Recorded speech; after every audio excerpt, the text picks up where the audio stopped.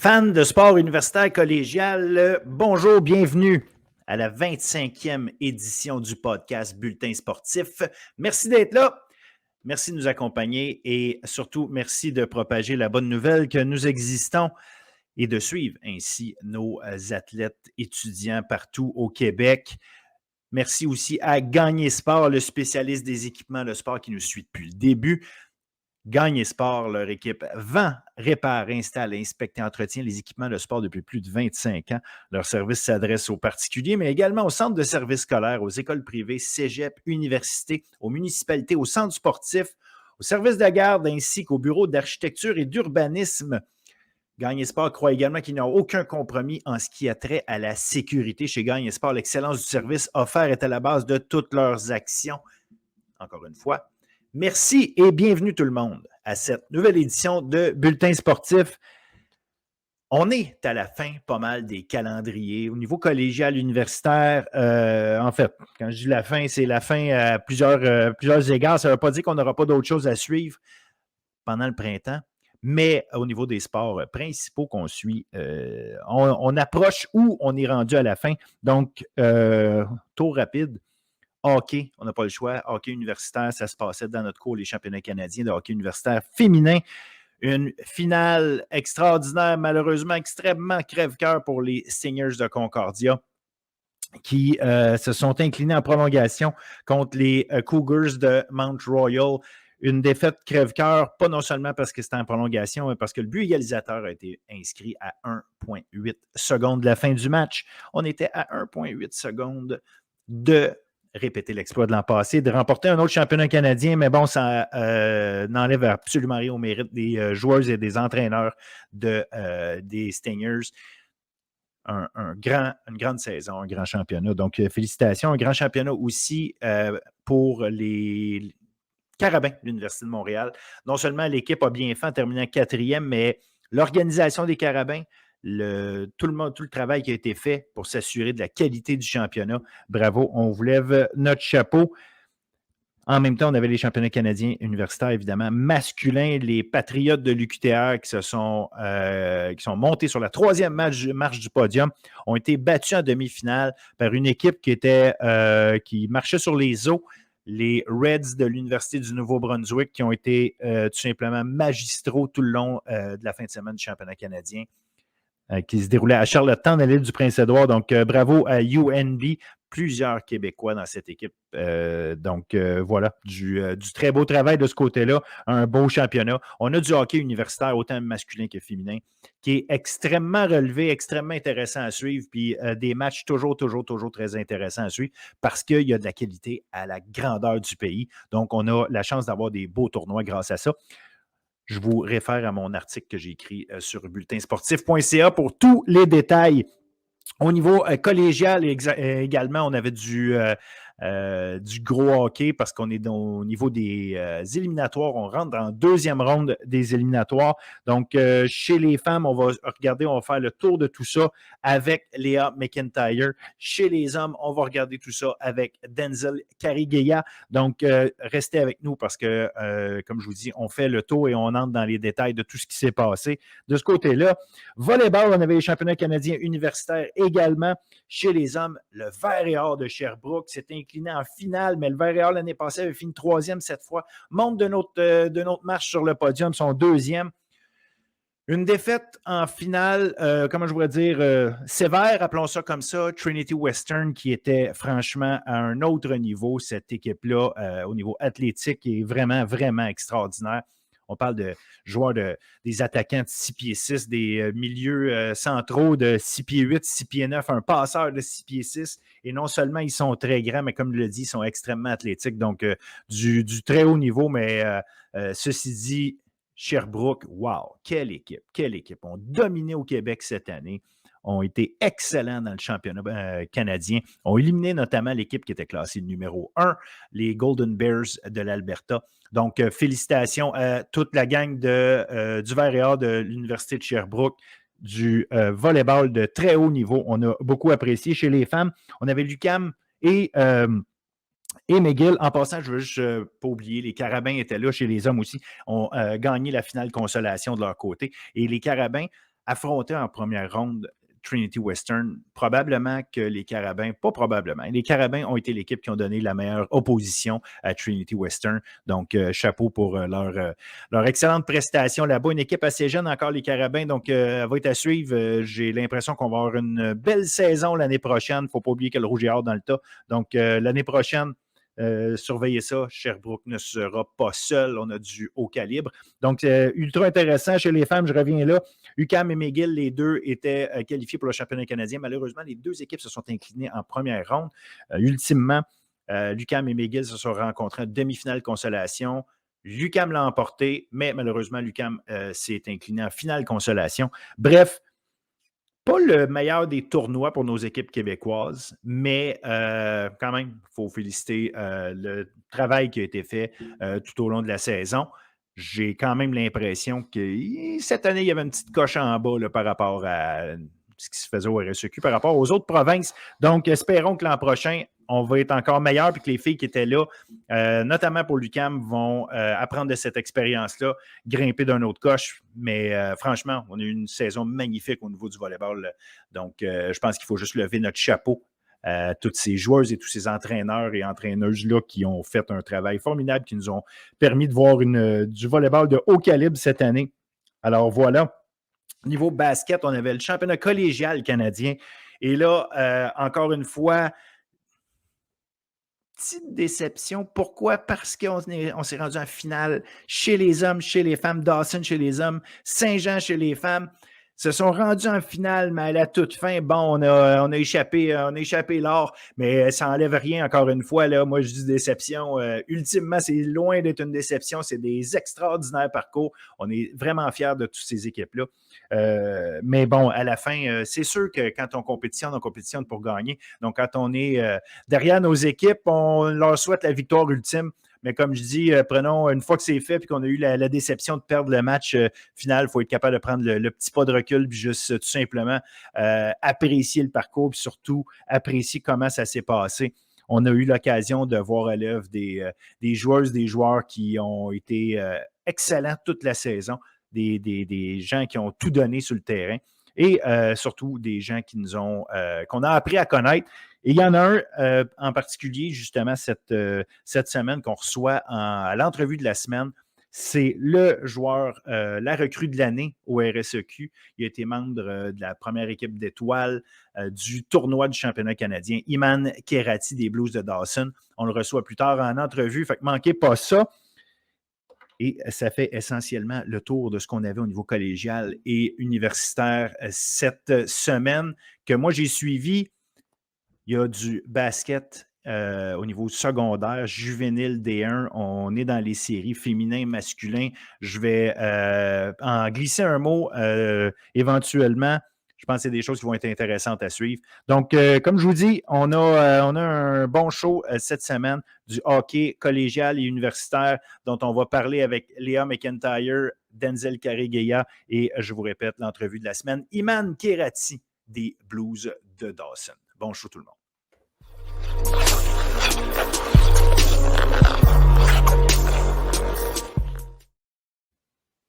Avec Léa McIntyre pour jaser de hockey féminin. Salut Léa. Salut. Ça va bien? Ça va bien, toi? Oui, ça va bien. Écoute, grosse fin de semaine de hockey et collégial et universitaire. On parlera de l'universitaire tantôt parce que tu as été sur place notamment pour voir les matchs au championnat canadien. Mais d'abord, je voulais évidemment qu'on fasse le tour de ce qui se passe au niveau des éliminatoires collégiales. Et mauvaise nouvelle pour vous, les Blues de Dawson. Une défaite probablement crève-cœur. Je ne sais pas si c'est aussi crève-cœur que celle des Stingers, mais bon, on en reparlera.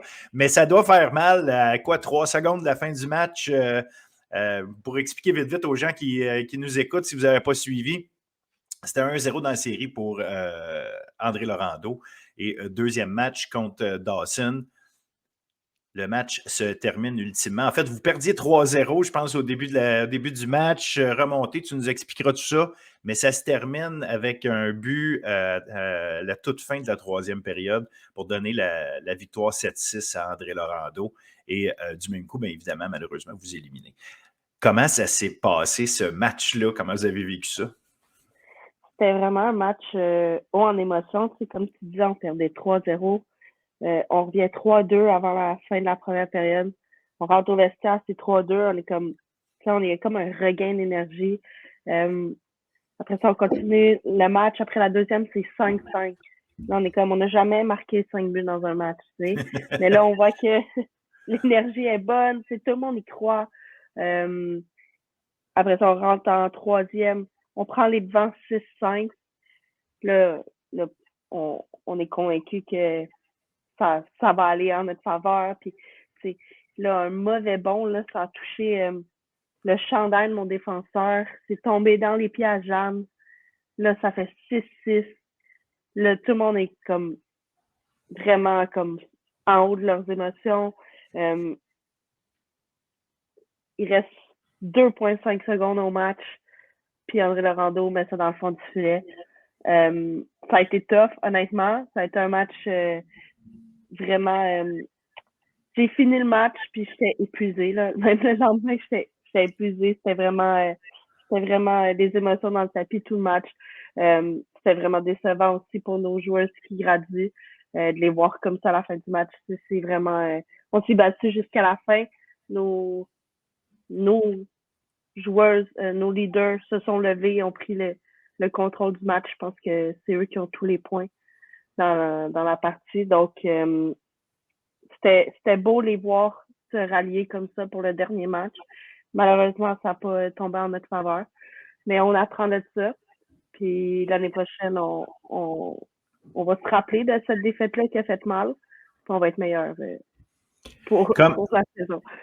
Comment, justement, tu sais, bon, tu as les filles qui sont finissantes, tu sais, finir sur ça, en même temps, tu dis, tu sais, ça reste un match. Bien, évidemment, sur le coup, la déception est évidente. N'importe qui a fait du sport, tu ne veux pas perdre, surtout quand ça fait 20 minutes que tu le sais que tu vas perdre parce que ça ne marche pas tes affaires. Tu t'es comme fait à l'idée, mais finir comme ça, où est-ce que, tu sais, comme tu dis, l'émotion est tellement haute, l'intensité est tellement forte, puis là, ben, dans le fond, ça tombe d'un coup parce que tu le sais qu'il te reste 2 secondes, tu ne marqueras pas.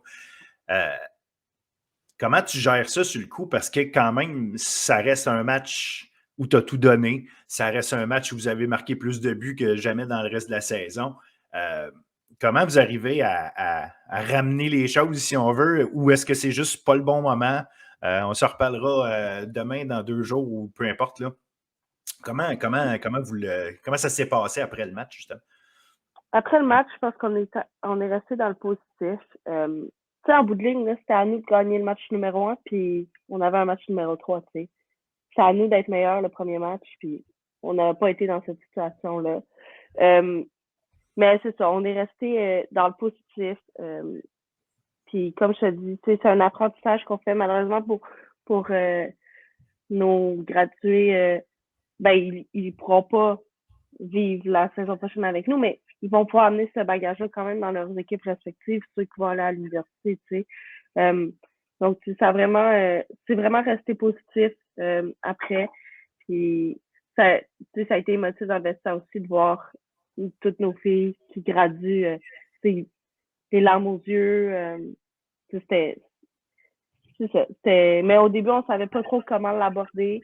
On a pris du temps ensemble avec le groupe d'entraîneurs pour comme vraiment juste de notre côté comme laisser les émotions retomber un peu, puis après ça, on est entré dans le vestiaire voir les joueurs. Puis c'est ça, ça a été du positif, puis ça fait partie de la game, tu sais. On n'a pas été chanceux ce match-là, puis c'est ce qui nous a coûté le match. Là. Puis entre les périodes, ben, ça reste que le match tout le long, quand même, a une intensité. Comme tu dis, là, l'équipe perd 3-0, revient en fin de première, mettre ça 3-2. Dans le vestiaire, entre les périodes, est-ce que tu sentais une fébrilité plus forte ou il y a des filles qui essayaient de calmer les choses? Comment ça se passait? Est-ce qu'il y en a qui prenaient la parole, qui ne prenaient pas la parole d'habitude? Tu sais, est-ce que tu sentais des choses, des émotions plus fortes, là, mais est-ce que ça se matérialisait différemment que d'habitude? Ben, je pense que les filles ont vraiment embarqué dans ce qu'on leur a présenté pour le match. Ils ont joué pour nos finissantes. j'ai pas, ben tu sais, c'est sûr, j'étais pas dans le vestiaire constamment avec eux en TPR, mais j'ai pas senti qu'il y avait des gens qui prenaient la parole autre qu'à l'habitude. Je te dirais que c'est vraiment notre groupe de leaders qui a mené ça du début à la fin. Puis ça a apparu sur la fin de pointage. Là. Moi, je prenais les buts en note, puis j'ai marqué les mêmes numéros tout le match. Parce que, c'est vraiment eux autres ils se sont levés, puis ils ont pris l'équipe, puis go, on y va. T'sais. Puis je pense que c'est ce qui a fait la différence en bout de ligne, qui a fait qu'on a été capable d'en scorer 6. Puis, donc, c'est ça, mais les filles, ils croyaient dans le vestiaire, ils n'ont jamais arrêté d'y croire. Sur le banc aussi, il y en a qui ont un peu moins joué ce match-là, mais l'attitude était bonne. Tout le monde a embarqué malgré qu'ils jouaient peut-être un peu moins que ce qu'ils souhaitaient. Là. Donc, pour ça, félicitations à eux, parce que ça peut être frustrant d'être assis au bout du banc dans un match super excitant, puis de jamais avoir ton tour pour y aller, mais ils ont été super bonnes. Ils ont pris ça, puis ils voulaient autant que l'équipe gagne, que même s'ils ne jouaient pas. Donc, c'est excellent. Ça veut dire qu'il y a une culture aussi d'apprendre à être une bonne coéquipière dans tout ça, là, parce exact. Que c'est souvent ce qui est discuté. Tu peux devenir tu peux être une meilleure joueuse, un meilleur joueur, tu peux être un meilleur athlète, tu peux être plein de choses, mais être un meilleur coéquipier, ça fait aussi partie de ton apprentissage de ce qu'est le sport d'élite. Là. Je dirais le sport en général, mais le sport d'élite aussi implique des fois que c'est pas à ton tour, c'est pas à toi qu'on demande certains rôles, mais apprendre à être bon coéquipier dans tout ça, ça fait aussi partie là, de la force d'une équipe et de la culture aussi d'une organisation. Exact. Tout le monde a accepté son rôle. Puis, je pense aussi à mes joueuses qui ont pas joué pendant les séries, qui étaient dans les estrades aussi, ils ont accepté leur rôle. Puis tout le monde a été vraiment, vraiment cool dans ça. On avait un beau groupe, puis ça a apparu jusqu'à la fin. Là. Donc, malheureusement, défaite des Blues de Dawson. Heureusement pour André Laurando, on va mettre notre chapeau d'analyste avec un pas de recul. Donc, André Laurando gagne sa place pour aller jouer contre Champlain-Lennoxville. Et de l'autre côté, on savait que John Abbott, on en a parlé la semaine passée, John Abbott était déjà qualifié. Mais là, ils vont affronter les Titans de Limoilou, comme la logique le disait, sauf que les Titans, en fin de semaine, après avoir gagné leur premier match par blanchissage, le deuxième match, un autre jeu blanc, mais cette fois 9-0. Là, on en parle de plus en plus, les Titans, le rouleau compresseur. Ça va être intéressant de voir est-ce que John Abbott a les ressources pour le faire, mais ça va être intéressant de voir cette série-là. Je pense que c'est la série à suivre. John Abbott contre Limoilou. Est-ce que John Abbott est capable de renverser un peu la vapeur de Limoilou? Parce que c'est un peu ça, c'est Limoilou qui est le train qui est parti. Là. Est-ce qu'on est capable de contenir cette équipe-là? J'espère. Ça va donner un bon spectacle s'il va être capable. Mais s'il y a une équipe qui est capable de le faire, c'est bien eux. La seule crainte, c'est que leurs deux joueurs qui sont sur l'équipe nationale de France vont quitter d'ici peu pour aller au championnat du monde. Donc, comment ils vont être capables de s'adapter sans Leskodan et Barbirati. Ça va être intéressant à suivre, mais ils sont tellement bien coachés que j'ai pas de crainte à ce niveau-là. Je sais qu'ils vont être capables de rivaliser avec Limoilou. Ça va vraiment être une série intéressante à voir. Puis j'ai hâte. C'est sûr que je vais regarder tous les matchs en ligne. Ça va vraiment être serré, selon moi. Je favorise Limoilou, mais ça va être vraiment, vraiment serré. Ça va jouer du bon hockey. Là. Si les gens veulent s'introduire au hockey collégial, là, ils ne seront pas déçus avec ces parties-là, je suis certaine. Ah, je suis assez d'accord. Il y a des bonnes chances, effectivement, que ce soit assez relevé, ça, c'est sûr. Maintenant, les résultats, ça reste à voir, mais il va y avoir du bon hockey, c'est certain. Est-ce que André Laurando a une chance contre Champlain-Lennoxville? Au-delà du fait que, oui, Champlain-Lennoxville a peut-être un peu de rouille, mais malgré tout, est-ce que pour les avoir vus jouer, les avoir affrontés, est-ce qu'on y a une chance d'avoir une surprise? Ou d'après toi, la différence de calibre est très grande là, au point de ne pas y penser vraiment? Je pense qu'André Larando a une chance. C'est ça, les Knoxville ils ont fini premier, puis c'est pas pour rien, tu sais. Mais André Larando a vraiment une bonne gardienne de but qui peut vraiment, selon moi, changer la série. Et surtout que c'est un 2 de 3. Donc, si André Larando arrive à Champlain-Lennoxville samedi prochain, réussit à aller voler le premier match, on ne sait jamais ce qui peut arriver.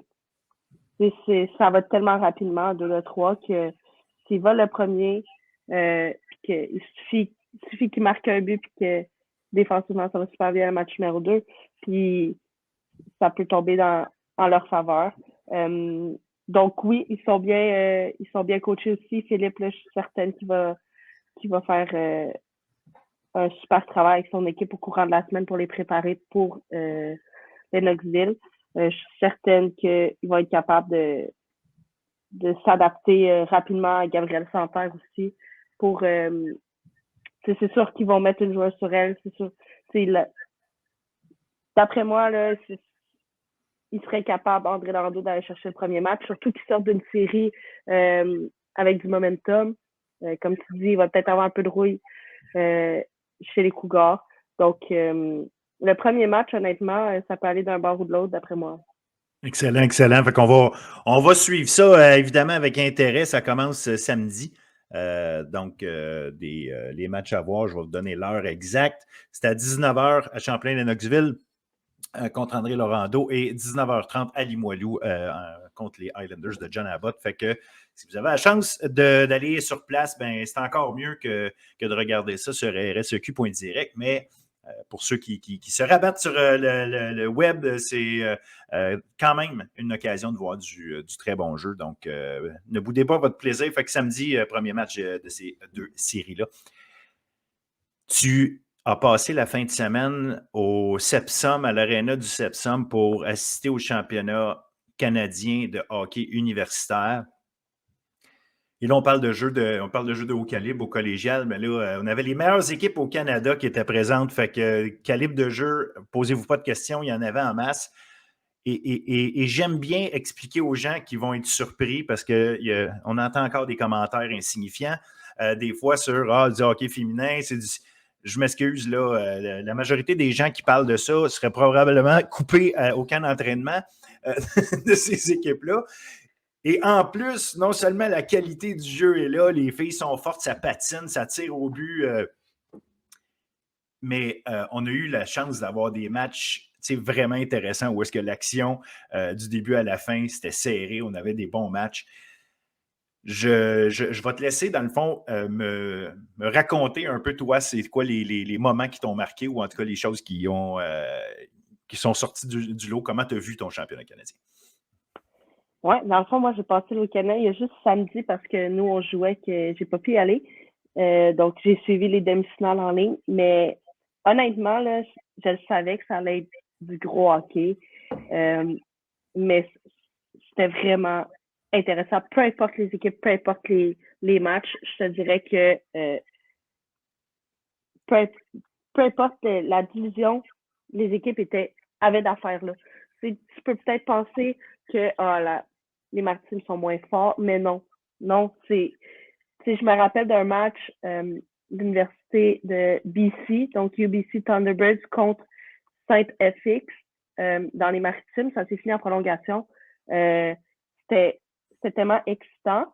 Moi, j'ai regardé beaucoup UBC jouer cette année parce qu'ils ont été classés numéro 1 quasiment toute la saison. Ça l'a changé à la fin avec l'Université de Toronto. Mais je les ai beaucoup regardés. Puis à travers ton écran, tu réalises pas à quel point les filles sont grandes. Moi, c'est ce qui m'a marqué de cette équipe-là. Là. Ils étaient énormes, ils patinaient comme le vent. C'était vraiment très beau à voir. Ils se sont inclinés en demi-finale contre Concordia. Concordia, selon moi, était les favoris pour gagner. Mais ils se sont rencontrés contre le MRU Cougars, qui, eux, m'ont surpris du début à la fin. Ils ont commencé leur tournoi classé numéro 8. Ils ont joué contre l'Université de Toronto, classé numéro 1. Ils les ont sortis. Après ça, ils ont joué contre les Carabins, Les Carabins, j'ai trouvé leur début de match un peu plus slow. Après ça, ils se sont réveillés, puis c'était les Carabins normal. Mais ils ont sorti les Carabins, ils arrivent en finale.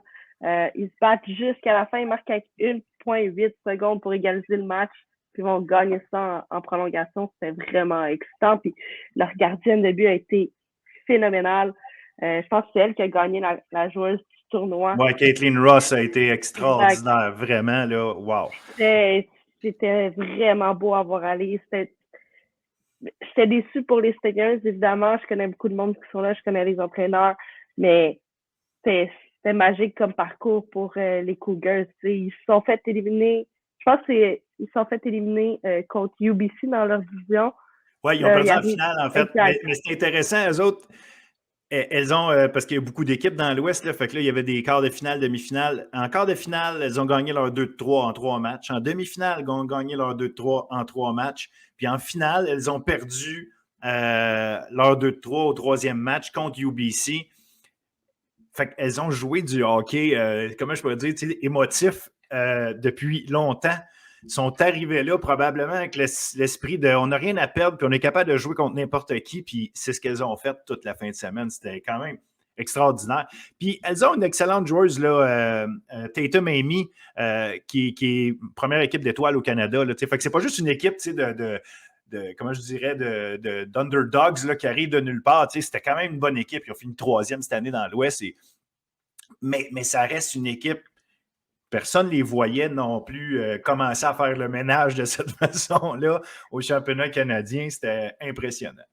Puis, tu sais, ils ont joué les Carabins, puis ça devait pas être facile de jouer les Carabins en septembre. Parce que moi, je suis allée Chez voir le elle, match c'est ça. du soir, là, puis il y avait tellement de monde. J'ai jamais vu autant de personnes dans le septembre. C'était incroyable. La quantité de monde, l'ambiance était folle. Tout le monde criait pour les Carabins. Donc, je suis certaine que samedi, en demi-finale, c'était la même chose. Là. Fait que ça devait pas être facile. Puis après ça, tu arrives contre Concordia. Concordia qui était à quoi? 20 minutes du septembre. Puis ils sont à domicile aussi. L'aréna était pleine à craquer. Ça criait. Donc, ça doit pas être facile de jouer dans des environnements comme ça. Puis ils ont réussi. Puis le but à 1,8 secondes à la fin, c'était comme ça nous a jeté à terre. Puis c'est drôle parce que je regardais le match avec, j'étais sur place avec quelques joueuses de Dawson. Puis là, une de mes joueuses a dit, oh, on le sait que c'est pas fini tant que ça sonne, hein, parce qu'on venait de le vivre la veille. Puis dès qu'elle a dit ça, bang, MRU a scoré. Donc là, on était toutes comme wow, tu sais. Puis, tu sais, Concordia, là, il aurait pu vraiment s'effondrer en dessous de ça, mais en prolongation, ils ont sorti tellement fort. Ils ont un power play en plus. Moi, quand j'ai vu qu'ils n'ont pas scoré sur le power play, je me suis dit, oh, c'est peut-être là qu'ils l'ont échappé. C'est une des forces de Concordia, justement, exact. leur avantage numérique. Fait que, effectivement, c'est une belle occasion ratée là. Mais tu l'as dit, tu sais, Mario, on dirait qu'il y avait une bulle. Là, ils vivaient dans une bulle puis ils faisaient leur affaire. Parce qu'il faut faire ça, finalement, là, pour être capable de ne pas te laisser décontenancer par tout ce qui se passe autour.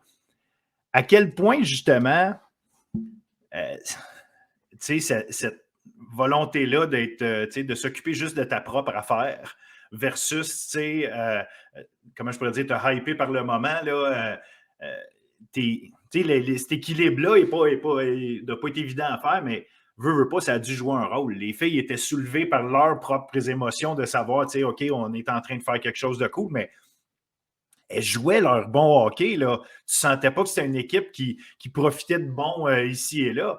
Tu sais, en finale, Rosalie Bégincé se retrouve avec un tir de pénalité. On aurait pu discuter plus fort le call de l'arbitre là-dessus. Mais tu sais, elle compte un super beau but, mais tu sais, entre toi et moi, on va être chauvin parce qu'on est du Québec, là, mais on était bien content qu'elle ait un tir de punition. Mais dans les faits, est-ce que c'était mérité? C'est une autre histoire, tu sais. Fait que Mario jouait du gros hockey quand même. Là. Il tenait tête aux équipes. C'était pas du tout une question de l'autre équipe domine, puis la gardienne fait 43 arrêts par match. Là. Elle faisait du très bon travail, la gardienne, parce qu'il y avait des chances A1 contre elle, fait qu'en ce sens-là. Mais Mario, je serais curieux de savoir c'était quoi le pourcentage de possession de rondelles là, dans ces matchs-là. C'était équivalent probablement là, dans la majorité du temps. Oui, c'est ça. Il était classé 8e, mais clairement, c'était pas les huitièmes. Moi, les équipes de l'Ontario m'ont déçu un petit peu, là, pour être bien honnête. Je pensais qu'elle allait être un petit peu plus forte que ça. Mais ils jouaient comme si c'était classé numéro 1. Je sentais qu'il y avait une confiance qu'il n'y a rien qui allait les arrêter. Il y avait une bonne base de partisans. J'imagine que c'est les familles qui étaient là. Donc, il y avait une bonne base de partisans qui étaient là. Ils étaient bruyants, ils l'encourageaient. Donc, ils étaient gonflés à bloc, c'est sûr. Puis les autres, ils auraient pu passer à travers un mur, d'après moi. Là. Ça sentait la confiance qu'il y avait. Ils n'ont jamais, tu sais, quand Concordia a pris les devants 3-2, là, tu les as jamais vus paniquer. Ils restaient, ils continuaient à jouer leur match. Puis ça payait en bout de ligne parce que ils ont été capables d'aller chercher le but qu'elle allait égaliser. Puis après ça, d'aller gagner en prolongation. Puis tu sais, en prolongation, Concordia a quand même dominé la prolongation. Puis oui, oui, ce bout-là, effectivement. Ils ont profité d'une opportunité qu'ils ont eue, puis ils l'ont mis dans le fond du net. Tu sais. Donc, non, félicitations à eux. Moi, j'ai été vraiment impressionnée. C'était tellement du bon hockey. J'étais contente d'être sur place pour le vivre. Tu sais. Au début, j'ai passé samedi soir, 7h, dimanche soir, 7h. J'ai des devoirs à faire, mais non, je suis allée, puis j'étais vraiment contente d'être sur place. C'était vraiment impressionnant. Ça démontre, en fait, qu'il y a du hockey de très, très bon calibre partout au Canada, puis qu'on est capable de se retrouver avec un tournoi relevé où s'il n'y a pas juste 2, 3 équipes ou 4 équipes parce qu'elles viennent des bonnes conférences puis que les autres conférences sont moins fortes. Non, il y a du bon hockey à la grandeur du Canada et vraiment du bon hockey, des bonnes joueuses, tu sais. Donc, non, c'était...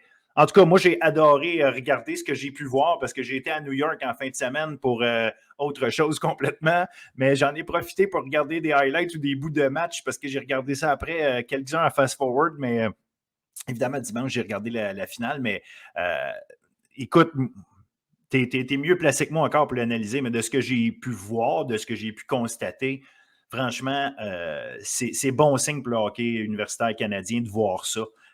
Du beau jeu de même, mais surtout je ne veux pas dire une parité, je ne sais pas si c'est le bon terme, mais montrer qu'il y a du haut calibre vraiment partout, puis que ça donne des beaux tournois comme ça. Ouais, puis ce qui était le fun aussi, c'est qu'à travers le week-end, j'ai vu beaucoup de jeunes joueuses qui avaient leur chandail d'équipe ou des manteaux d'équipe de hockey mineur, même des filles du cégep. Fait que c'est le fun pour eux de voir un spectacle comme ça puis de dire « Hey, moi, ça me tente de me rendre là. » Tu sais, puis de voir les équipes de partout aussi. Là, tu sais, il n'y a pas juste les Carabins et les Seigneurs. Tu sais, c'est accessible d'aller jouer à Fredericton pour l'Université du Nouveau-Brunswick, d'aller jouer à Toronto pour... Tu sais, c'est d'ouvrir ces portes-là pour ces joueuses-là puis de voir que hey, même si ça marche pas au Québec, ben il y a d'autres opportunités, tu sais. Donc ça, j'ai trouvé ça le fun de voir plein de joueuses dans les estrades. C'était vraiment une belle vitrine. Puis aussi, j'aimerais parler des Carabins un petit peu, là. Les Carabins se sont battus pour la 3e place. Ça a fini par un but, puis ils ont vraiment eu un beau tournoi, là. Et c'est une équipe qui est quand même jeune. Donc, je trouve ça le fun de les voir performer comme ça. Ça promet pour l'avenir. Les prochaines saisons, là, d'après moi, les Carabins, ils vont être encore plus dangereuses.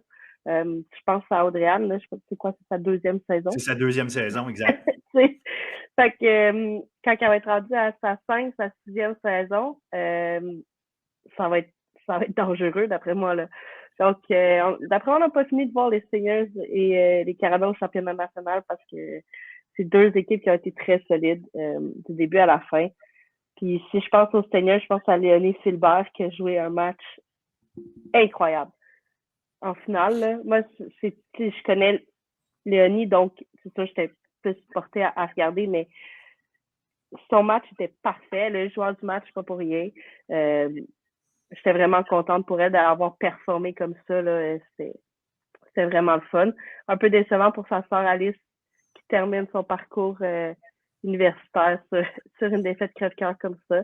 Mais honnêtement, je pense que Concordia va être encore meilleur l'année prochaine. Ils vont avoir appris de ça. Puis ils vont être vraiment dangereux dans les années prochaines. Là. Ah, j'aime bien que tu mentionnes les Carabins parce que, bon, effectivement, Stingers en finale, mais les Carabins, ça reste une belle saison avec plusieurs jeunes joueurs, donc, comme tu parles. Puis, elles n'étaient pas loin là, de justement se rendre aussi loin que n'importe qui d'autre. Donc, cette 4e place-là, c'est pas parce que les 3 autres sont way meilleurs qu'elles. Là, c'est vraiment, tu joues ça sur des détails. Donc, oui, ça va être intéressant de continuer de regarder ça. Puis, ça montre dans le RSEQ, tu as encore une fois une ligue de très haut calibre parce que, regarde, on se rappelle qu'Ottawa a passé à ça de battre Montréal, puis c'est Ottawa qui aurait pu se retrouver en finale du RSEQ à la place des Carabins. Puis regardez, les Carabins finissent 4e du tournoi, là. Donc, tu sais, on a du beau jeu, on a la chance d'avoir des belles choses, puis tu l'as dit, la vitrine du championnat canadien, ça ne reviendra pas chaque année là, d'avoir les meilleures équipes féminines universitaires au Canada qui viennent dans notre cours jouer. Donc, il faut en profiter quand ces choses-là arrivent. Là, bon, c'est terminé, fait qu'il est trop tard pour dire au monde, allez-y, mais il reste que c'était une belle vitrine. Ça a été, de ce que j'ai entendu, ça a été bien fait, ça a été bien encadré. Donc, chapeau d'ailleurs à l'organisation des Carabins pour ça. Mais, c'était une belle occasion. Puis, si ça fait en sorte que des gens ont le goût l'an prochain d'aller voir des matchs de hockey collégial ou universitaire féminin davantage, qu'il y a plus de filles qui choisissent de continuer dans le hockey parce qu'il y en a qui arrêtent à 12 ans parce qu'ils sont tannés de jouer avec des gars, mais qu'il y en a là-dedans qui disent « Ah, OK, on continue pareil, je vais me forcer parce que c'est vraiment quelque chose que j'ai le goût d'aller faire, d'aller plus loin. » Ben tant mieux si ça aurait aidé de ce côté-là, parce que franchement, on veut que ça dure et on veut que ça continue de s'améliorer, là, ce niveau de hockey. Vraiment, puis comme tu dis, félicitations à l'organisation des Carabins, à tous les bénévoles, c'était vraiment très, très sharp comme organisation, là. Puis oui, en espérant que les gens se déplacent puis à le voir, je pense, moi j'étudie au CEPSA, donc j'avais des collègues d'école qui, entre les cours, allaient voir des matchs. Ben, si ces gens-là sont capables de venir voir les matchs, même quand c'est à l'extérieur des heures de cours, ben, ça va être le fun pour les Carabins d'avoir plus de gens dans les estrades. Puis c'est ça qui va faire que ça va grandir, le hockey. Donc ça, c'est vraiment le fun. Honnêtement, il y a vraiment beaucoup de monde. Puis même pour des équipes, je pense à un match à 4 heures un vendredi après-midi entre UBC et Saint-FX. Ben, il y avait du monde dans les estrades, là. Moi, je suis rentrée là parce que je finissais l'école. Je suis comme, il n'y aura pas beaucoup de monde. C'est 2 équipes qui viennent de complètement les opposés du pays. Fait que je me suis dit, il n'y aura pas grand monde. Mais non, il y avait beaucoup de monde. L'ambiance était bonne. Puis au Septum, s'il n'y a pas beaucoup de monde, l'ambiance, pas mal sûr qu'elle se perd la manière que l'aréna est faite. Donc, c'était le fun d'avoir autant de gens pour toutes les équipes, là. Excellent, excellent. Ben écoute, merci Léa, merci d'avoir partagé avec nous tes observations sur le championnat canadien, puis évidemment ton expérience avec les Blues cette année qui s'est terminée. Je réinvite les gens à aller voir samedi des matchs de hockey collégial parce que ça continue de ce côté-là. Puis on s'en reparle absolument la semaine prochaine. Fait qu'encore une fois, un gros merci, puis bonne semaine à toi. Bonne semaine à toi. Salut.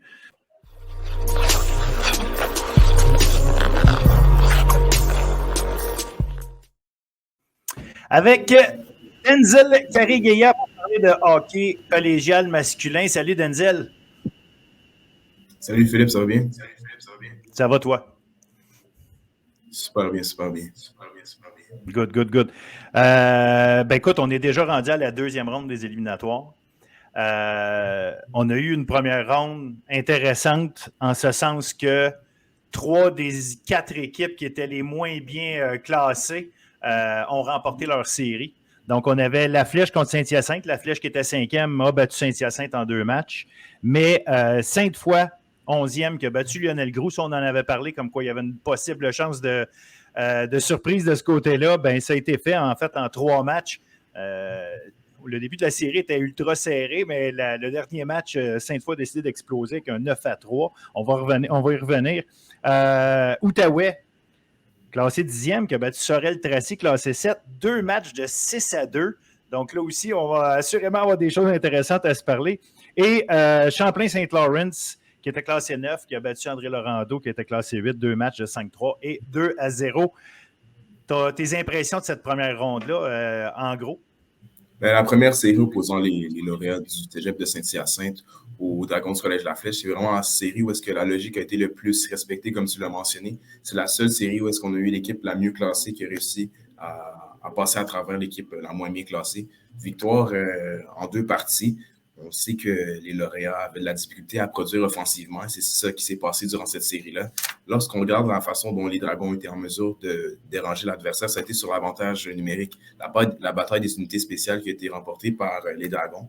Ils ont marqué 3 buts en avantage numérique, 3 buts en filet désert et seulement un seul but à 5 contre 5. Donc, on peut voir que c'est vraiment les unités spéciales qui ont permis aux Dragons de remporter cette série-là. Les lauréats qui ont quand même fourni une belle opposition à une équipe expérimentée de la Flèche. On le sait, c'est l'équipe qui était probablement la plus jeune du circuit en étant en Saint-Hyacinthe, mais on a engrangé énormément d'expérience. Puis c'est une série pour eux qui va peut-être leur permettre de progresser. Pourquoi pas aller l'année prochaine un peu plus loin. Ben, on va leur souhaiter. Sainte-Foy, Lionel Groux, comme j'ai mentionné tantôt, ça en était parlé. On savait que Sainte-Foy avait le firepower, si tu me permets l'expression, pour se positionner comme une équipe dangereuse. Ça finit 3-2 le premier match, victoire de 3-2. Perdre 3-2 en prolongation le deuxième, malgré qu'ils avaient remonté la pente pendant le match. Malheureusement, ils n'ont pas été capables de finir le travail, mais bon, troisième match, il y avait une occasion. Et là, 9-3, l'explosion complète. Oui, explosion complète. Vraiment, les Nordiques qui ont dû trimer dur pour aller chercher une victoire dans cette série-là parce que lors du premier match, les Nordiques qui menaient 2-1 dans les derniers instants du match et en l'espace de quelques minutes, les Dynamiques sont allés inscrire 2 buts coup sur coup à Mirabel pour venir arracher cette première victoire-là. On sait que la formation de Philippe Tremblay voulait vraiment créer une surprise durant cette première ronde et c'est ce qu'ils ont fait en remportant une victoire, leurs 2 victoires sur les patinoires adverses. Vraiment une équipe qui a vraiment monté en puissance. Puis ça vient du groupe de leadership. On en a parlé souvent depuis le début du podcast, mais Samuel Morin, ça a vraiment été la bougie d'allumage pour sa formation. On savait que de l'autre côté, les Nordiques, on avait probablement un des meilleurs trios du hockey collégial au complet, en trio, avec Théoret et Brassard. On a été en mesure de quelque peu les restreindre dans leur impact qu'ils pouvaient avoir dans les matchs. Et Mathis Roussy, qui était incroyable devant sa cage, un pourcentage d'arrêt de 923 et une moyenne de buts alloués de 2,66. C'est super pour un gardien de but là, en série. Quand on est en mesure de concéder moins de 3 buts par match en moyenne, on donne une bonne chance à notre formation d'aller chercher des victoires. Puis les Dynamiques en ce moment qui sont certainement une des équipes qui sont les plus intéressantes à suivre et qui travaillent fort soir après soir. Puis c'est mérité qu'est-ce qui se passe en ce moment pour eux, même si en ce moment, dans leur série face à Lennoxville, c'est un peu plus compliqué. Effectivement, puis on va y arriver d'ailleurs à ça. L'Outaouais serait le tracier. Là, on parle de ta gang, de ton coin de pays, les Griffons, champions l'année passée en ayant eu une saison régulière coup-ci, coup-ça, puis on ça comme ça, commence leur première série et disons qu'ils ne laissent rien au hasard. 2 victoires de 6-2 solides contre les Rebelles de Sorel-Tracy. Est-ce qu'ils se sont donné des chances de faire ce qu'ils ont fait l'an passé? On sent vraiment un semblant de ressemblance à ce qu'on a vécu l'année passée au niveau de l'Outaouais. Après une première période, je dois t'avouer, Phil, que les Sorellois, à leur premier match au Colisée Cardin, ça avait vraiment été incroyable. 14 tirs face à 6 dans cette première période-là. Les Griffons qui ont quand même été en mesure d'aller chercher le but pour leur donner un peu de rythme dans cette première période, mais après, ça a vraiment été l'élément clé dans cette série-là, pardonnez-moi, parce qu'on a vu les Griffons prendre leur envol, marquer 6 buts à 2 reprises dans 2 matchs consécutifs face à Sorel, puis les restreindre à seulement 2 buts à chacune des parties. C'est pas souvent arrivé cette saison où est-ce qu'on est en mesure de museler Léo Saint-Michel, Hugo Vézineux-Fusé. Puis ça a été la clé dans cette série-là. Les défenseurs des Griffons qui n'ont pas laissé grand-chose aux attaquants adverses, même si Chad Prebdo, on doit l'avouer, a été un élément vraiment perturbateur en attaque des Sorellois. Il a inscrit 2 buts dans le premier match, mais après, on a senti Vézineux-Fusé et Saint-Michel pas être en mesure de percer la muraille de l'Outaouais avec un Médéric Boulin-Rochon qui a été incroyable. Il a fait face à un barrage de presque 50 tirs au deuxième match de cette série-là. Il se donne des airs de Rémi Leblanc. Mon collègue à l'analyse, Victor Séguin, qui lui donnait un surnom du printemps à Lac. Nous, on a le printemps Médéric Blouin-Rochon en ce moment au Ottawa. Ça va faire des grosses pancartes d'Arrestop là, si on met le nom complet, plutôt que tu te rappelles dans le temps de la Lac. Ça va faire de très longues pancartes. Mais Médéric Blouin-Rochon, c'est vraiment l'élément clé des Griffons en ce moment, même dans la série qui sont en train de vivre face aux Siphilons. On y reviendra un peu plus tard. Médéric Blouin-Rochon qui est vraiment la raison pourquoi les Griffons connaissent autant de succès, comme son compatriote la saison passée, Rémi Leblanc, qui avait été fumant soir après soir. Exact. Puis pour terminer de cette première ronde-là, 2 victoires de Champlain-Saint-Lawrence, 5-3, 2-0 contre André Laurando. On savait qu'on allait avoir une série assez serrée. Bon, ça s'est terminé en 2 matchs, mais c'est pas allé pour autant là, à sens unique ces matchs-là. C'était des matchs âprement disputés quand même.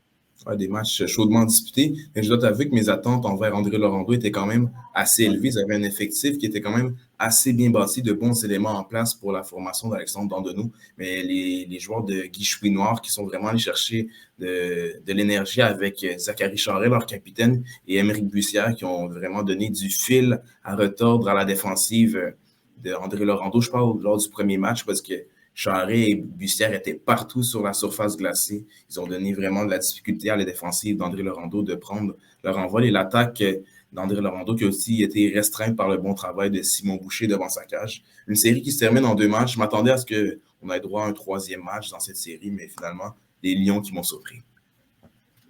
Good. Et là, on tombe en 2e ronde. On avait, et tu avais soulevé l'idée justement que les équipes qui ont des pauses pouvaient être désavantagées jusqu'à un certain point, ou du moins peut-être rouillées par une longue période d'inactivité. Jusqu'à maintenant, ça a l'air pas trop mal de ce côté-là. Bon, évidemment, il y a eu la première série, le Saint-Laurent classé 4 contre la Flèche classé 5. Là, on a quand même 2 équipes de même niveau. Le premier match, Saint-Laurent qui perd 4-1, mais c'est repris au deuxième 6-3. Par contre, F. Gascon dans les buts, ils arrivent à faire ça, ils sont 1-1, malgré le fait que F. Gascon n'est peut-être pas à son meilleur en ce moment. Là. Si elle se met à jouer au niveau est-ce qu'il est capable de jouer à ce moment-là, les Patriotes, évidemment, ça devrait être de bon augure, mais on a probablement hâte qu'elle retrouve ses repères. Ouais, c'est certain qu'on a besoin d'une F. Gascon en grande forme, même si l'attaque des Patriotes a été rendez-vous. On sait que F. Gascon est capable de sortir de gros arrêts dans des séries comme ça. On va avoir besoin d'elle parce qu'on le sait, elle a été nommée sur l'équipe d'étoiles du circuit pour la saison régulière. Gascon qui a concédé 4 buts face aux Dragons à l'Arena Ronald Caron. Les 2 formations qui sont cependant allées gagner les matchs sur les passements adverses. Ces 2 équipes qui connaissent cependant beaucoup de succès à domicile. Donc, ça a été étonnant de voir ces 2 formations-là perdre à la maison. Mais c'est une série qui, pour moi, est la plus équilibrée. Tu l'as mentionné, les équipes 4 et 5 qui vont s'affronter. Puis, en ce moment, on assiste à un bon duel entre 2 excellentes équipes. Absolument, ça va être une série qui est à surveiller. Puis je rappelle, c'est des séries 3-5 à partir de cette ronde-là. Donc, évidemment, ça devient intéressant parce qu'on a le temps de bâtir une histoire dans la série. L'autre série, on a Alma, classé 3, qui mène 2-0 contre Champlain-Saint-Lawrence. Victoire de 2-0, de 4-3. Donc, de ce côté-là, effectivement, la fatigue, ou pas la fatigue, mais la rouille n'existe pas trop. Alma qui a rapidement imposé son rythme, imposé son style. Oui, dans cette première partie, on a vu Alma vraiment être sans complexe face aux Lions. On pouvait s'attendre à ce que les Lions puissent gagner en rythme avec les 2 victoires qu'ils ont empochées face à André Laurando, mais ça a vraiment été le contraire. Les Lions n'arrivaient pas à se trouver à l'Arena Mario Tremblay d'Alma. On a vu les Janois vraiment être dominants en jouant 60 minutes complètes. On a dérangé l'adversaire. On a une équipe très expérimentée. On a beaucoup de vécu. Puis, cette saison, on semble vraiment se regrouper alentour de notre groupe de leadership. On a des joueurs qui veulent vraiment les gagner cette saison parce que c'est probablement leur dernière chance d'aller chercher un titre au niveau du collégial. On a été en mesure de blanchir les Lions. Ça n'a pas été facile. Olivier Frenette qui fait de gros arrêts et la série qui s'est transportée à l'ancienne Lorette dimanche passé. Les Lions qui n'ont pas été en mesure d'aller chercher une victoire à domicile. Donc, ça devient de plus en plus difficile pour eux d'aller espérer revenir dans cette série parce qu'on va avoir besoin de 3 victoires consécutives et face à Alma, ça peut être très, très compliqué. Assurément qu'Alma est dans le siège du conducteur dans cette série-là. Oui, ils mènent 2-0, mais la façon dont ça se passe, effectivement, on a l'impression que vraiment qu'ils sont en contrôle. On a dans une autre série, là, et je ramène ton équipe d'Outaouais. Et je dis ton équipe, évidemment, c'est parce que tu travailles près d'eux, mais en même temps, je sais que tu suis très bien tout ce qui se passe partout, mais Outaouais, c'est à côté. Très intéressant. On commence contre Thetford, une grosse équipe. L'Outaouais arrive à créer une forme de surprise, si on peut l'appeler comme ça, contre Sorel-Tracy, mais surtout en les battant aussi clairement, 6-2, 6-2. Perdent le premier match 5-1, mais arrivent à gagner le deuxième 6-4. Et là, on a une nouvelle série, c'est 1-1. Outaouais, comme on le disait en début d'émission, recommence à se placer comme une équipe dangereuse. Thetford n'a pas un adversaire facile. Donc, c'est une série incroyable à suivre. Après avoir connu la séquence des deux formations la saison passée, on sait que c'est la prise 2 entre les Filons et les Griffons. Lors de la première partie au Centre Renaud-Fournier, on a vu les Griffons prendre les devants en fin de première période, mais c'est les Filons qui avaient dominé de long en large cette période-là. Ça bourdonnait devant Médéric Blanc-Rochon. Il avait encore sorti une grande performance, mais c'est les deuxièmes périodes qui ont fait mal aux Griffons jusqu'à présent. On a concédé 5 buts face au Filon lors de cette deuxième période à l'aréna du centre Renaud-Fournier. Les Griffons qui ont eu de la difficulté à finir cette première partie, mais j'ai été surpris de voir la manière qu'ils ont été en mesure de revenir lors de la deuxième partie au complexe Blanchot-Brière. Une première période qui a été assez partagée. En deuxième, on revient avec des Filons qui en avaient vraiment beaucoup à donner aux Griffons en inscrivant les 2 premiers buts de la rencontre. Les Griffons qui sont revenus de l'arrière en faisant 2-2. En début de troisième, des Griffons qui sont indisciplinés. On en profite du côté des Filons. On fait 4-2. Et par la suite, 4 buts consécutifs en 10 minutes. Je ne m'attendais vraiment pas à ce genre de retournement de situation. Je ne sais pas qu'est-ce qui se passe, mais c'est un groupe spécial qu'on a en Outaouais en ce moment. On a des joueurs qui sont vraiment affamés, qui se connaissent. On ne cesse de vanter leur bon travail. Mais les Filons qui sont aussi une excellente formation, ils sont munis de 2 excellents trio, la paire défensive Dufour et Chapdelaine qui travaillent très fort, le gardien de but Bourdage qui fait de gros arrêts. Donc, c'est une série qui est vraiment intéressante et je pense que ça va être la série à suivre pour finir cette ronde de quart de finale. Absolument que ça va être intéressant parce qu'effectivement, à 1-1, il y a encore beaucoup de hockey à jouer. Enfin, la dernière de ces 4 séries-là de deuxième ronde, les champions de saison régulière, les Cougars de Champlain-Lennoxville, contre Sainte-Foy. Si Sainte-Foy a réussi le tour de force contre Lionel Groux, ben là, cette fois contre Champlain-Lennoxville, c'est un peu plus difficile. Malgré des bons matchs quand même, c'est défaite 4-2, défaite de 3-2 en prolongation. Mais bon, on a le dos au mur déjà. Ouais, dos au mur pour la formation de Philippe Tremblay. Les Dynamiques qui ont eu de la difficulté à imposer leur rythme face à Lennoxville lors du premier match. Les Cougars qui ont pu bien débuter les séries éliminatoires, même avec la pause qu'ils ont eu droit lors de la série de 8e de finale. Mais les Dynamiques qui ont vraiment perdu cette deuxième partie de façon crève-cœur. Le but qui a été marqué par Louis Gendron, c'était vraiment un jeu anodin qui a trompé la vigilance de Mathis Routier, qui avait été excellent durant cette série jusqu'à présent. Mais je pense que l'expérience de Lennoxville va vraiment leur aider face à une jeune équipe des Dynamiques qui est affamée. Les Dynamiques qui peuvent voir cette série-là comme un match à la fois. On a quand même la possibilité de faire quelque chose de grand. Ils vont jouer sans complexe. La pression ne repose pas sur eux et ça va être aux Cougars de vraiment essayer de fermer les livres lors du match numéro 3 parce que si les Dynamiques sont en mesure d'aller chercher ce match numéro 3, je pense qu'on va avoir une toute autre série puis on va essayer de semer le doute dans la tête des Cougars. C'est sûr que Stéphane Lebeau va préparer ses joueurs à dire ne levez pas le pied sur la pédale parce qu'effectivement, on l'a vu, c'est quand Sainte-Foy ouvre la machine, elle est capable de compter beaucoup de buts. Et une équipe comme ça qui prend un rythme, tu ne sais jamais ce qui peut arriver. Il suffit d'avoir un peu d'enthousiasme. Puis le momentum peut changer de bord. Fait que non, ça va être intéressant de voir, mais quand même, pour l'instant, oui, Sainte-Foy, à cause de son statut de négligé au départ, a probablement effectivement rien à perdre. Mais en même temps, on veut pas arrêter notre saison-là en se disant que tout est fini. Donc, j'ai l'impression qu'on va tout donner ce qu'on a pour ce prochain match-là, qui est vendredi. D'ailleurs, vendredi, on a 4 matchs. On rappelle la Flèche contre Saint-Laurent. Donc, cette série-là, 1-1. Outaouais-Thetford, cette série-là, également 1-1. Champlain-Saint-Laurent contre Alma. Alma mène 2-0. Et Champlain-Lennoxville qui mène 2-0 contre Sainte-Foy. Je suis obligé de te poser la question.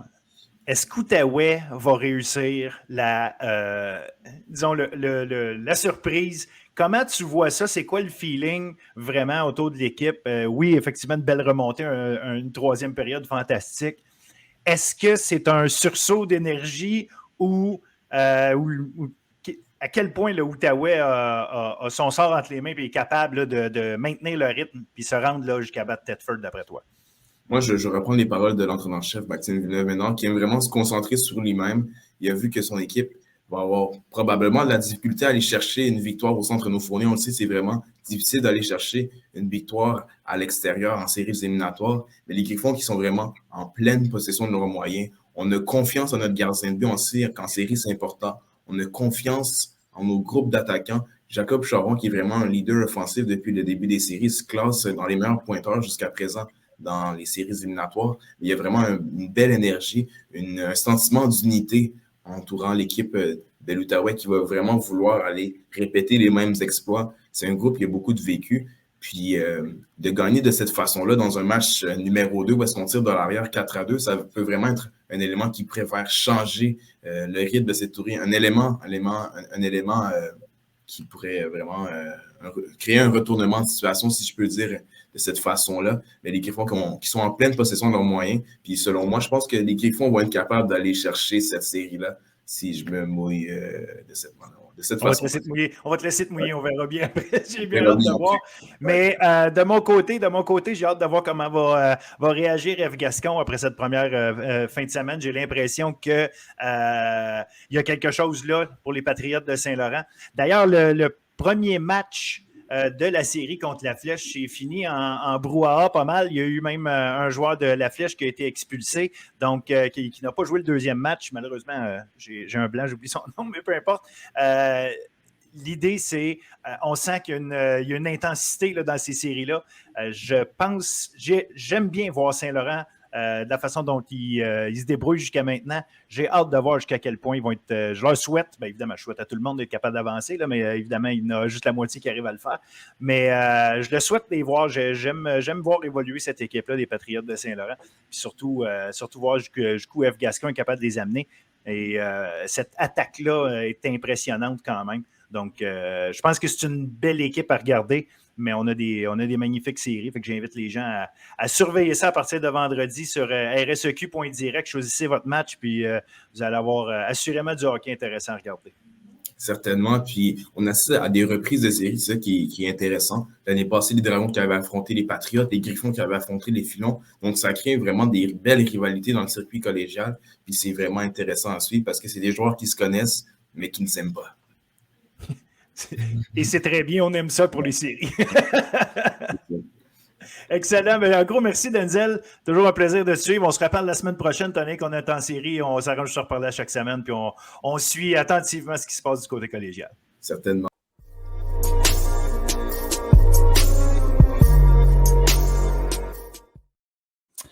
Alors, bienvenue au segment de l'entrevue de la semaine. Cette semaine, on reçoit un joueur de basket des Blues de Dawson, Iman Kerati. Iman est un joueur qui a été recru cette année, donc recru de l'année au basketball collégial D1, membre de la première équipe d'étoiles, s'est rendu avec les Blues jusqu'en finale du championnat canadien et membre de l'équipe d'étoiles du tournoi au championnat canadien. L'entrevue va se passer en anglais. Iman parle anglais, Iman comprend l'anglais, donc ça va se passer en anglais. Je pense que les gens sont en mesure de comprendre eux aussi. Donc, on va en connaître un petit peu plus sur l'histoire d'Iman, un joueur, un athlète extraordinaire qui d'ailleurs fait un paquet d'autres sports. Donc, je vous invite à suivre avec nous son histoire puis apprendre à connaître un super athlète, un super joueur de basket. Hi, Iman. Hey, man. How are you doing? Good, you. Thank you for doing this. Thank you so much for inviting me. Iman, I invited you because, first of all, I followed you during the season with the Dawson Blues, and you had a great season. It was wonderful to see you play. As a team, you had a great season. As a player, you had a great season. I didn't know you before this season. So I just wanted to know, what was your story? Where were you coming from? I saw that last year you played in a league in Iran. Is that true? Yeah, it is. Yes, exactly. And of course, that made me asking myself a few questions, and who would be the best person to answer those questions but you. So if you could tell us about you, where you're from, how you learned to play basket, where and how you ended up playing for Dawson. So I'm from Iran. It's a country in Middle East for guys that didn't know. So I came here like at age of 17. So before that, I started basketball at my country. Like over there, it's not as like the equipment you guys got, the coaches. It's not like that. Like it's way harder to learn and like play ball over there. So I was playing ball and stuff, and then I get the chance to come here as a student, and then I come here at the age of 17. Okay. I tried to play some teams. I didn't know anyone, to be honest, and I didn't get a chance to play like any good teams. So I ended up playing in D2 juvenile. It's not that great league, so I feel like my chances is not that enough. But like I was lucky. I try hard. I contact like coaches and stuff. I try to texting them, and one day I found like Coach Wayne. So I keep texting him, and he was nice. He always answered me back, and he gave me chance. So COVID hit. I had to go back to my country. Like they sent me back because of like visa problems. They sent me back to my country. I had no other options. So I played 2 year there. Like it's a professional league, but you guys have like the rule that like a student can play without getting paid and stuff. It's the same thing over there. So I played 2 years in pro, and then I talked with Coach Yearwood, and then I get the contact. They said like it's fine, the league is going well, you can come back. I applied and I came here. So you ended up playing when you played juvenile D2. Where was that exactly? Wolves, YMHA. Okay. Yep. And when you learned to play in Iran, and you said it's not the same thing as here to learn to play, how was it exactly? Were you playing in backyards? Were you playing in parks? And then that's how you ended up learning how to play? How does it work exactly? So now we got gyms and stuff, but it's not like accessible as it is here. Over there, like soccer is the first sport of obviously, so you can have like practice 2 times maybe. So the rest you have to like practice by yourself. Even back there, I wasn't that good of player. I never had the chance to compete in high level. So even age of 15, I didn't grow up that much. I was short, skinny, white kid. So it was hard. It was even harder for me back then. And you ended up wanting to play here because obviously you liked basketball enough to try to find the team for you to play, but you ended up in a juvenile D2, which you found was not such a big league as a quality of play, but that means you were quite a pretty good player, being able to develop as a player there. Even though if it wasn't easy for you, you said you were short. You're not short anymore at 6'4". You're about 6'4". Yeah, I'm 6'4". Yeah. So when was like that moment when you became the quality of player that you are now? What happened? Because turning pro is not something that you just decide to do because you like to play. You have to be good. You have to practice. So how did it happen, that moment where you became that good enough? Yeah. So I was like 15. That was a like provincial like tryout. So I tried to try out, and they cut me like at 13 something, like not even like at 15. So I was getting back home with my dad. He was player. He played professional there. He played 2-year national. I told him like I might quit basketball. Like I'm not good enough. I'm not gonna good enough. He said like I've been here like a long time. I play basketball 30, 40 years, and I'm telling you, you got future.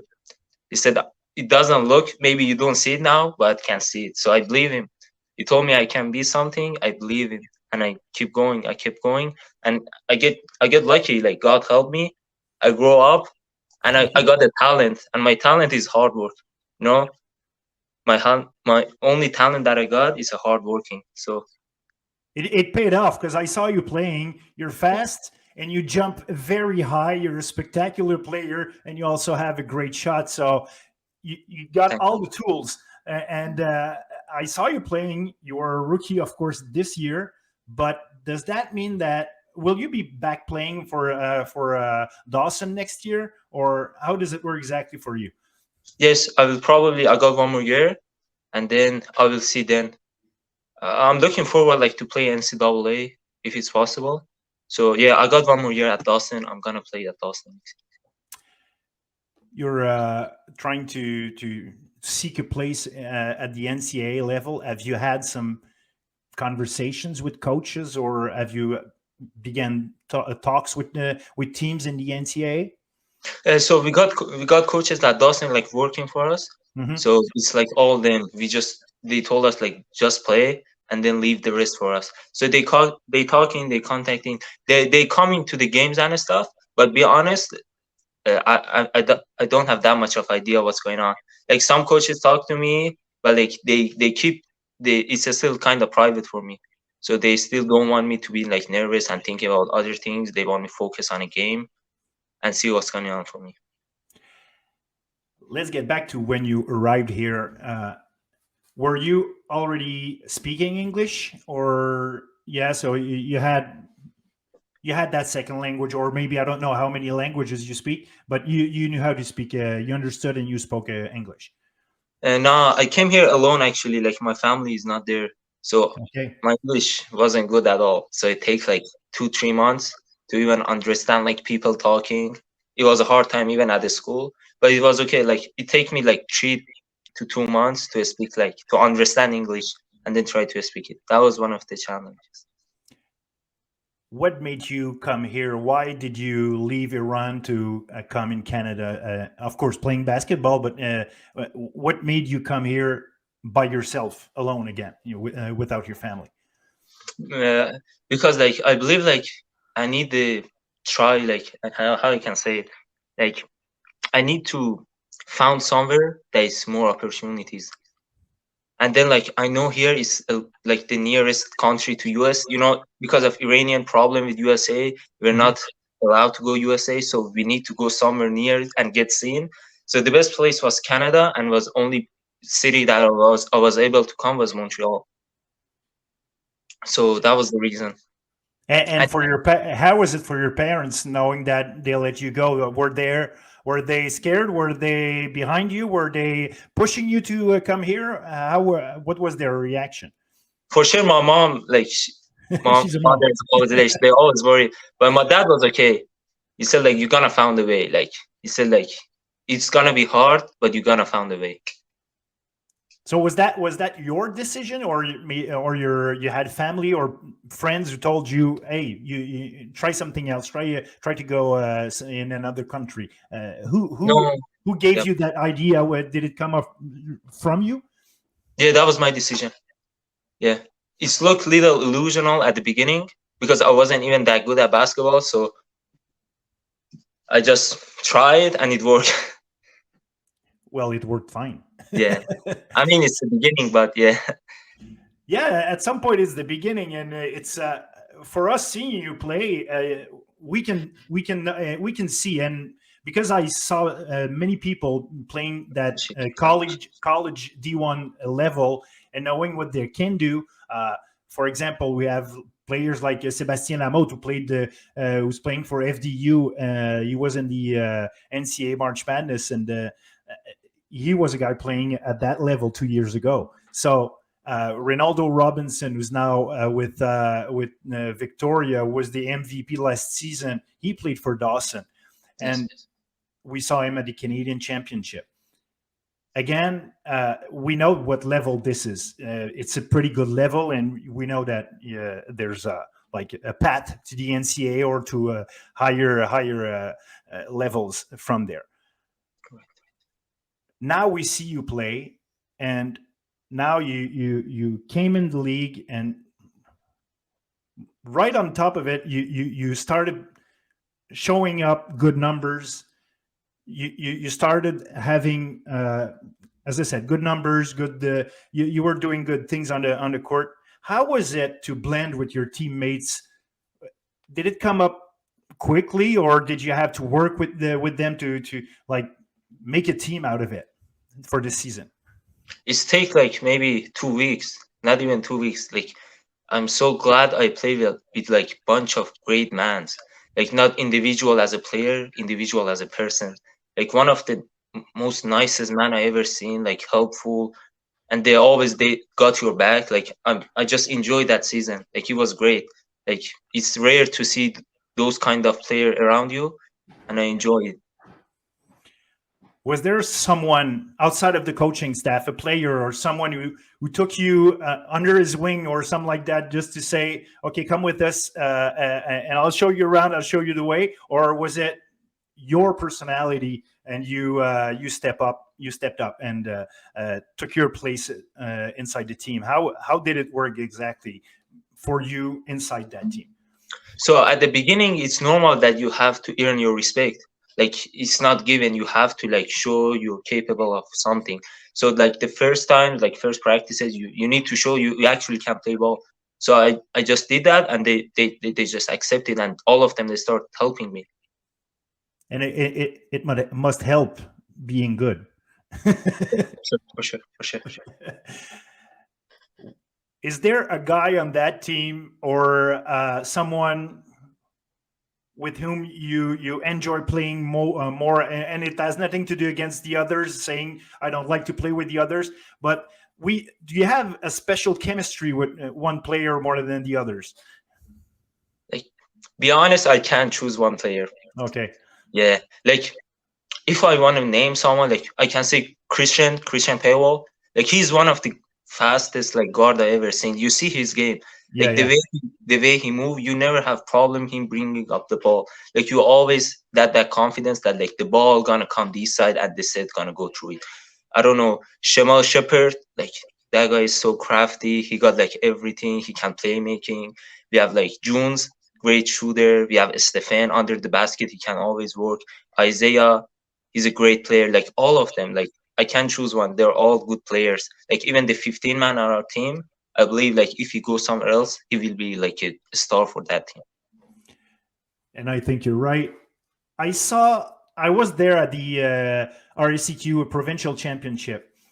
So I had a chance not only to see you guys play through a screen, but to see you directly at the gym. And I saw a team that, because of course I followed you during the whole season, and at the end of the season, from January till the end of the season, you almost, I think, I don't even remember if you lost one game. You guys were so solid together, and you ended up playing a kind of game where everybody seemed to know where everybody was, and you were playing fast. You were talking about Christian, who was so fast. He made like 9 steals on the in the finals. Right. He's playing so fast, but you guys are all fast on that team, and you ended up being so quick at driving the ball, at doing everything that you had to do, getting to the basket. You were not necessarily the biggest guys, but you ended up being at a good place every single time. And is that something that you worked, or how did you build that chemistry and that the way you played?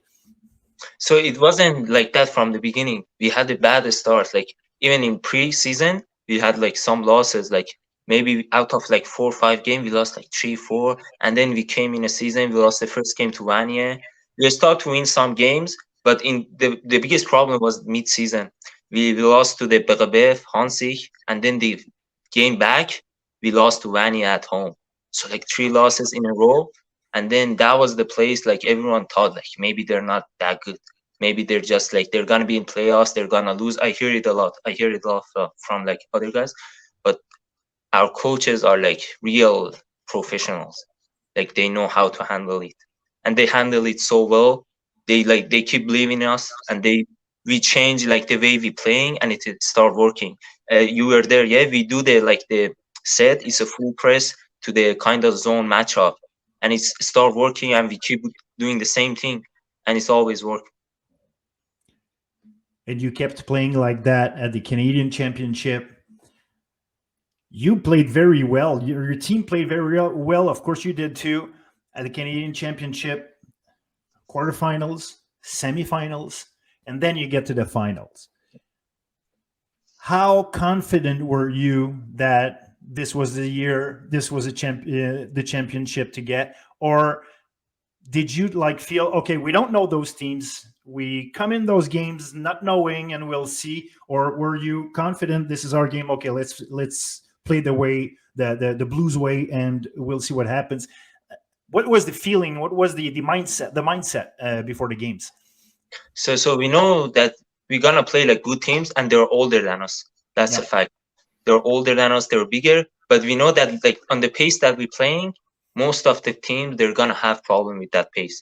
So we know that we just need to do our game, so we can win the game. Like if we do our pace, they can't catch up with us, and we did it like the first 2 games, and it works. And we win like both games. Like we beat the first and third seed of the country, VIU and St. Clair. And what happened during the final game? Because you played well, but at some time, of course, it's always like that during a game. But it seemed like you couldn't come back from that loss of momentum at some point, and at the end, you ended up, of course, losing that game. But which is not bad. You ended up being second in the whole country. But what happened at that time exactly? So we didn't even we actually played good. But like if you look at the stats in the game, they shoot 67% from 3 on the 27 attempts. Like they made 16 3-points. And go look at the films. None of them are like open shot. They're like all contested shot. Like some days you go there, you play bad, and you come back and you say, oh, I didn't put all I had. But that day we put all we had, but it wasn't possible. I know everything was like sometimes you feel everything is against you. And that was one of the nights. They made all the tough shots. We play good actually. Like I feel confidence about the game that we did, but like they were better. Like they just better. We play good, they play better. And were you guys at the end of it in the locker room afterwards? Were you able to say things like that, or were you like all down and all feeling bad, or how did you respond mentally to that after the game? What was the feeling? Was that a question of they were lucky they got all the shots, or were you feeling bad that you had lost that game? We were down, like we looking down and stuff, like we were sad like for like 10 seconds. And after that, like coaches come in, they talking, they said, we're proud of you guys, you try all your best. And all of the sudden everyone like, for sure you're sad, but everyone said like we have to come back next year and win that. Like you feel that on the locker room, like everyone are sad for sure, like you lost the biggest game of the season. But like we said we're gonna come back. We're gonna come back and like get them next year. Because like we're gonna only lose one player, and we're gonna. That was the question. Okay, who's gonna leave? John Dayo. Okay. Yeah, John Dayo. So the core of the team will stay together, and of course you will become better. Yeah. What's in it for you during the off season, during the summer special training? Are you going back to Iran? What's with you during the summer, after the season? Not the season, but the school's over. So I'm gonna take like 1 more days off. Like I take like 3 days off. That's a lot. I'm gonna start like after tomorrow. Like I'm gonna use my talent. I'm gonna do the hard work. I'm just gonna keep practicing, and I'm sure like it's gonna pay off. I'm not gonna go back to my country because like the distance is kind of expensive to go back. Mm-hmm. But here I got places to practices. I'm okay with it. Are you practicing or training with your coaches, or do you have friends that you practice with? How do you manage to practice? You're not alone in the gym. What do you do exactly? Sometimes I will try like to play like somewhere or practice with someone, but most of the time I practice alone. Like do weights or like working on my game or shooting, I do it alone. I feel it like it's more like it's working better for me. It put me in a zone that I can like improve myself better. And are you someone who, I know you work hard, but how do you incorporate practice and training in your daily life, daily routine? Is it like 2 hours a day? How do you practice, and how do you train? So that's my only hobby. Like I got nothing else in my life. It's just basketball, eat, sleep. Like I'm not even joking about that. Like people that know me, they know that. Like I don't have any other hobbies and I don't enjoy them. Like only thing in my life is basketball. So I'm thinking about basketball. I'm waking up. I'm eating. I'm gonna practice. And then as soon as I'm getting back, I'm thinking about, okay, what time I'm gonna come back. Is it like 3? Is it 4? What should I do? Should I do weight? Should I do practice? I keep like thinking about it, and it's all about basketball for now, at least like for next 10 years. So basketball is the only thing, but of course, if you want to keep doing that, you want to go to the NCAA, which is excellent. But is there something that you want to study in? Is there like, I wouldn't say plan B, but what do you plan on studying in? Studying right now, I'm doing art and culture, and then I'm enjoying it. But like for the plan B, to be honest, not that much. Not that much. I'm gonna study, but like, yeah, that's a good question. Is there a good answer? No, not yet. Not yet. I don't think it will be any good answer for it. Good. So we're gonna see you next year playing for the Blues again. That's for sure.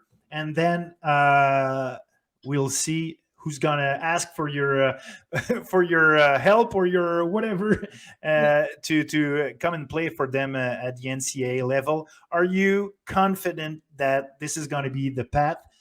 This is going to be the way for you?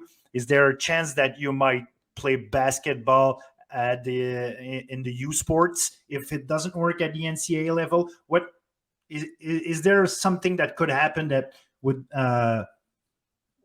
enable you to play at the in the NCAA? To be honest, like I'm looking at every options. Like you never know the future, so I can't like predict what's gonna happen. So it's making me like more nervous and less patient about future. So I'm trying to not thinking of it, go one step at a time. So right now I'm just thinking what I'm gonna do this summer, and then whatever happen.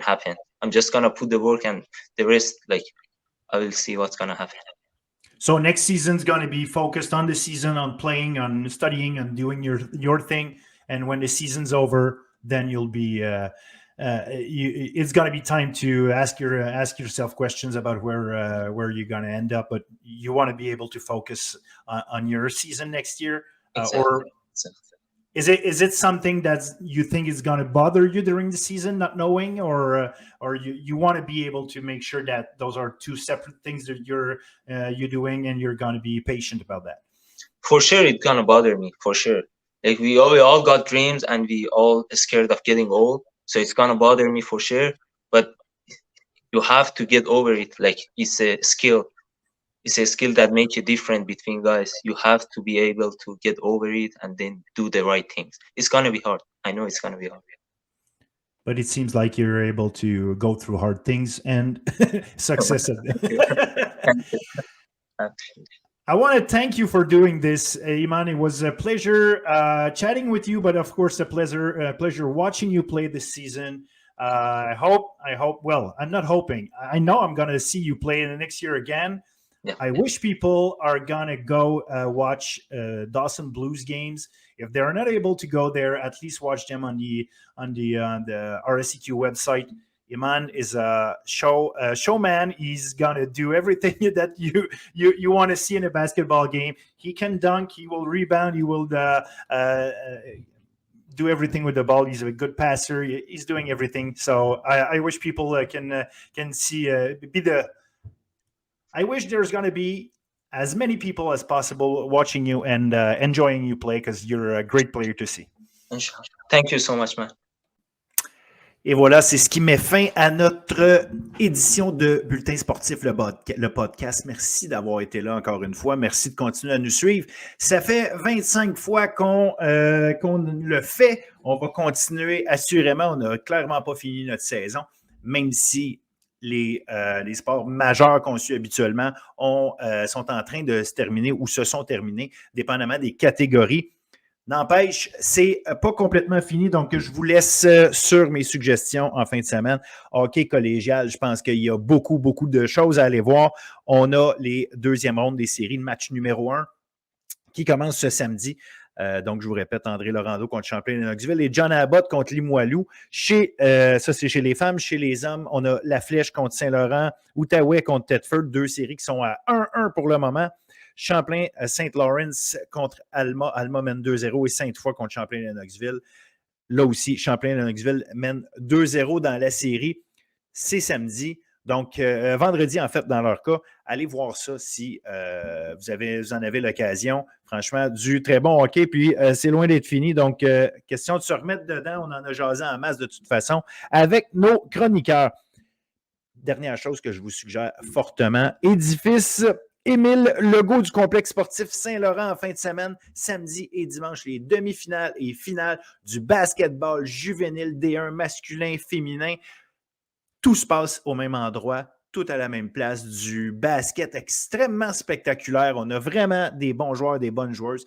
Allez regarder ça. C'est l'avenir, c'est sûr qu'on va continuer de suivre au niveau collégial et ultimement peut-être universitaire, mais d'abord et avant tout, laissons-les finir leur carrière au niveau juvénile, au secondaire. Et voilà, fait que si vous en avez l'occasion, complexe sportif Saint-Laurent en fin de semaine, donc les championnats provinciaux juvéniles D1 de basketball. Allez-y, profitez-en du beau sport proche de chez nous, évidemment, si vous êtes dans la région de Montréal. Sur ce, je vous remercie encore une fois d'avoir été là. Je vous souhaite de passer une excellente fin de semaine et semaine sportive. Amusez-vous et soyez de retour la semaine prochaine. Merci tout le monde.